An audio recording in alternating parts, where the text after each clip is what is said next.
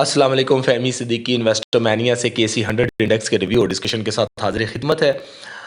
Last day के लिए ये बात डिस्कस की थी कि इंडेक्स में एक इम्पॉर्टेंट सपोर्ट नज़र आ रही है, जो कि शॉर्ट टर्म पे और इंट्राडे बेसिस पे इंडेक्स को सपोर्ट दे सकती है। उसके लिए हमने 40K और 39,900 का लेवल सजेस्ट किया था। हम ये एक्सपेक्ट कर रहे थे कि इंडेक्स इन लेवल्स को रिस्पेक्ट करेगा और यहाँ से एक बाउंस इंडेक्स में देखने को आ सकता है, जो कि इंडेक्स को 40,550 तक initially, followed by 40,900 and even 41,600 तक लेकर जा सकेगा। कल के दिन हमने इन एरियाज़ को रिस्पेक्ट होते हुए नहीं देखा। एक पॉजिटिव मोमेंटम नज़र आया था, लेकिन वो 40,577 यानी फर्स्ट टारगेट 40,550 के अराउंड ही फेड हो गया और इसके ऊपर सस्टेनेबिलिटी नहीं है। हम स्टिल ये एक्सपेक्ट कर रहे थे कि इंडेक्स अगर नीचे की साइड पे कोई डिप लेता है तो वो डिप अगेन 40,000 39,900 के ऊपर सपोर्ट ले सकती है और वहाँ से दोबारा हम यही बाउंस एक्सपेक्ट कर रहे थे 40,550 टू 40,900। बट अनफॉर्चुनेटली इंडेक्स में इंटेंस बेरिश प्रेशर, जो कि स्टार्ट ऑफ द मंडे से ही हम देख रहे हैं, बल्कि लास्ट वीक के फ्राइडे से ही देख रहे हैं, तो उस की बेसिस के ऊपर जो मूव बने उसमें इंडेक्स ने उन स्पोर्ट्स को रिस्पेक्ट नहीं किया और 39,800 का हमने लो बनते हुए देखा। इंडेक्स की एडजस्टेड क्लोजिंग भी 40,000 के साइकोलॉजिकल लेवल से नीचे हुई। 39,832 पे इंडेक्स एडजस्ट हुआ। 628 पॉइंट्स का एक बड़ा फॉल वंस अगेन इंडेक्स में विटनेस हुआ। वॉल्यूम की बात करें तो मामूली सा कदरे बेहतरी देखने को मिली। 73.11 मिलियन का वॉल्यूम ट्रेड हुआ। उससे प्रीवियस सेशन में 69.27 मिलियन का वॉल्यूम ट्रेड हुआ था, जो कि 5.5% के इंक्रीज के साथ नज़र आया। अब अगर आप थोड़ा सा चीज़ों को रिकॉल करें तो जब लास्ट वीक में एक बुलिश रैली बन रही थी, तब हम बारहा ये कह रहे थे कि इंडेक्स में टोटल 200 से 700 पॉइंट्स की जगह, और इंडेक्स ने 600 प्लस पॉइंट्स का मूव बनाया और वहाँ से बेरिश डोमिनेशन नज़र आना शुरू हो गई। साथ में हमने ये भी बताया कि इंडेक्स में ये जो अपसाइड बन रहा है उसके बैक एंड पे IMF का डेफिनेटली एक न्यूज़ और इवेंट था। वो न्यूज़ और इवेंट इंडेक्स को जितना भी अपसाइड लेकर जाएगा, उसका ट्वाइस हम इंडेक्स को डाउन साइड जाते हुए बड़े आराम से देख सकेंगे। और अल्हम्दुलिल्लाह जो लास्ट वीक में रैली बनी, 5 दिनों की रैली थी, और उस 5 दिनों में जो अपसाइड बना उस रैली तो उसको कहना ही नहीं चाहिए, that is just a corrective move. और उस करेक्टिव मूव में जो अपसाइड बना वो 1490 पॉइंट्स का था, और कल तक हमने 39,800 के अराउंड लो तक 2,700 पॉइंट्स इंडेक्स से वाइप्ड आउट होते हुए देख लिए, और बहुत एग्रेसिव मैनर्स में देखे। जिसके बाद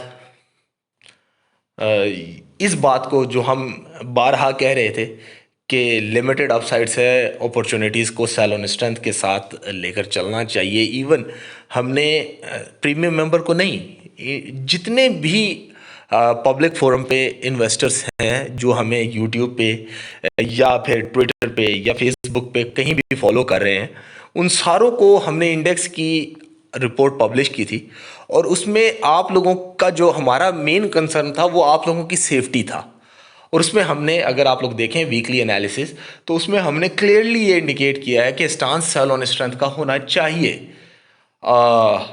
और अगर आप चाहें तो मैं आपको वो दिखा भी सकता हूँ। ये इसमें हमारी हर रिपोर्ट के वीकली और मंथली एरियाज डिफाइंड हैं, उनमें आप उनको रिव्यू भी कर सकते हैं। इवन डेली बेसिस पे जो हम अपडेट दे रहे होते हैं उसमें भी उस रिपोर्ट का वो नीचे हिस्सा होता है।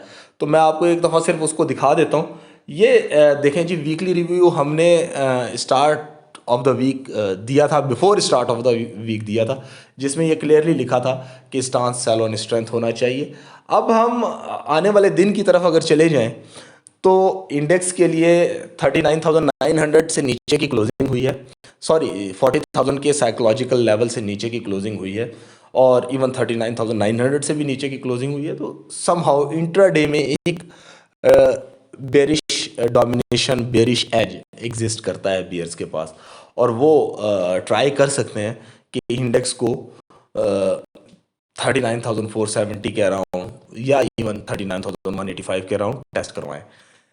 लेकिन साथ में ये बात भी समझने वाली है कि जो शॉर्ट टर्म इंडिकेटर्स हैं, जो इंट्राडे इंडिकेटर्स हैं, वो काफ़ी ज़्यादा कूल डाउन हुए हैं और overbought condition, sorry oversold conditions में हैं, जिसकी बेसिस पे एक करेक्टिव मूव अपसाइड के ऊपर ड्यू हुआ है। वो कल भी एक्चुअली ड्यू था, लेकिन इंडेक्स ने नहीं उस लेवल को रिस्पेक्ट किया और बेरिश डोमिनेशन और बेरिश प्रेशर इंटैक्ट नज़र आया, जिसकी बेसिस पे इंडेक्स ने 40,000 का जो इम्पोर्टेड बेंचमार्क था उसको तोड़ दिया। सो आज के दिन हम एक्सपेक्ट कर रहे हैं कि या तो स्टार्ट ऑफ द डे से ही इंडेक्स में एक करेक्टिव अपसाइड बन सकता है, या फिर एक्सपेक्टेड और सजेस्टेड जो सपोर्ट्स हैं डाउन साइड्स के ऊपर, अब वो इंट्राडे की सपोर्ट से बॉटम आउट होता है या डेली जो सपोर्ट सजेस्ट की है उससे बॉटम आउट होता है, डेट ऑल डिपेंड्स। तो हम ये एक्सपेक्ट कर रहे हैं कि स्टार्ट ऑफ द डे से ही या फिर स्पोर्ट्स को सजेस्टेड और एक्सपेक्टेड स्पोर्ट्स को टेस्ट करके इंडेक्स में एक बाउंस आ सकता है।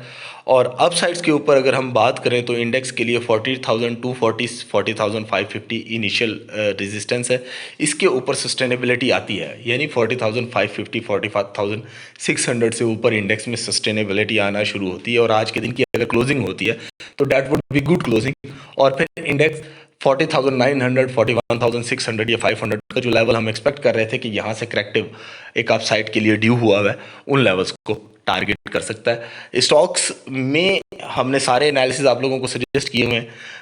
अल्हम्दुलिल्लाह हमने ये आप लोगों को सजेस्ट किया था कि NRL ATRL ये सारे बहुत अच्छे लेवल्स पे सजेस्ट हुए थे। जैसे ATRL हमने 164, फिर 173 और इवन 180 178 और 182 पे भी ये सजेस्ट किया था कि सैलून स्ट्रेंथ के साथ काम करना चाहिए। डाउन साइड्स के लिए इनिशियल टारगेट 156.80 और फिर